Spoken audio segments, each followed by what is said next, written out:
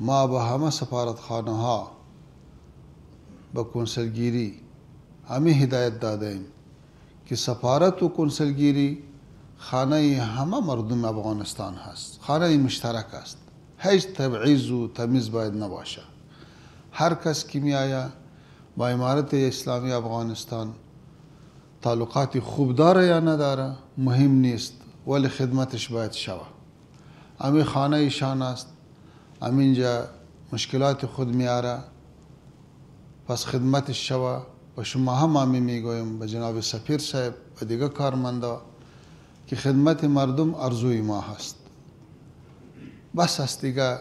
مردم افغانستان بسیار با نامهای مختلف اذیت شده، تکلیف دیدن. بعد از این هر یک برادر دیگه هست. امارت اسلامی افغانستان خانه همه مردم افغانستان است. امروز الحمدلله و هزارها هموطنان عزیز من و کشور می آید، اونجا عید تیر میکنه، خوشحالی تیر میکنه، پس می آید و میره. امی آزادی که به مردم داده شدن و هیچ کس اذیت نمیشه و هیچ کس پرسان نمیشه که شما در کدام تنظیم بودی یا در کدام سمت هستی یا کدام زبان داری.